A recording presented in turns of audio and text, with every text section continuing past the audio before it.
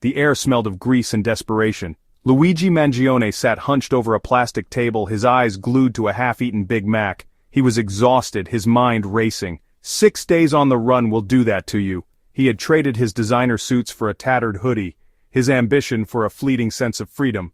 But it was all about to end. A police cruiser pulled up outside.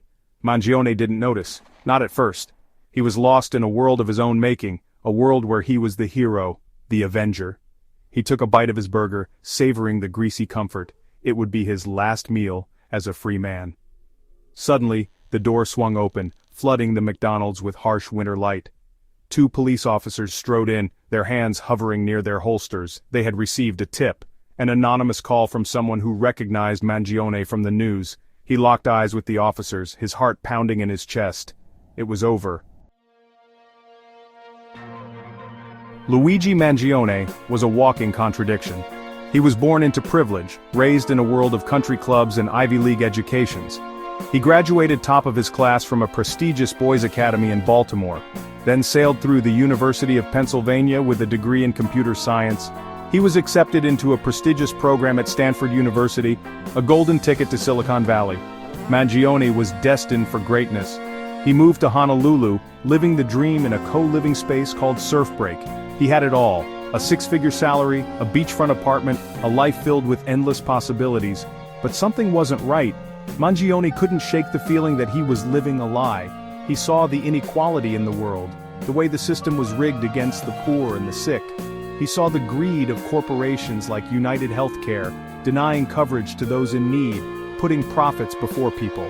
He felt a growing rage, a sense of injustice that he couldn't ignore. He saw how data was being used to manipulate consumers, to squeeze every last penny out of them. He felt complicit in a system that he no longer believed in. He started to withdraw, spending hours online, reading conspiracy theories, ranting about corporate greed. He became obsessed with Brian Thompson, seeing him as the embodiment of everything that was wrong with the world. And then one day, something snapped. The news of Brian Thompson's murder sent shockwaves across the country. The internet exploded, with everyone from politicians to celebrities weighing in on the tragedy. But it was the arrest of Luigi Mangione that truly ignited the public's imagination. Mangione's manifesto, released to the public, only added fuel to the fire. In it, he railed against corporate greed, calling Brian Thompson a parasite who profited off the suffering of others. He claimed that he acted alone, that he was not part of any larger conspiracy. He apologized for the pain he caused, but insisted that his actions were justified. He was a vigilante, a modern-day Robin Hood, striking back at the powerful on behalf of the powerless. Public opinion was sharply divided. Some hailed Mangione as a hero, a symbol of resistance against a corrupt system. They pointed to his intelligence, his privileged background, as proof that he was not simply a disgruntled lunatic. He was a man of conscience, driven to extremes by the injustices he saw around him. Social media was flooded with messages of support, with hashtags like #Mangione is my hero and #JusticeForLuigi trending worldwide.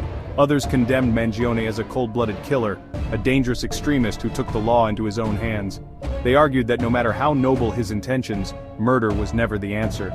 The media, hungry for a story, fanned the flames, turning Mangione into a cause célèbre. The question on everyone's mind was simple: was Luigi Mangione a hero or a villain? Follow Toxin Magazine for up-to-date news coverage.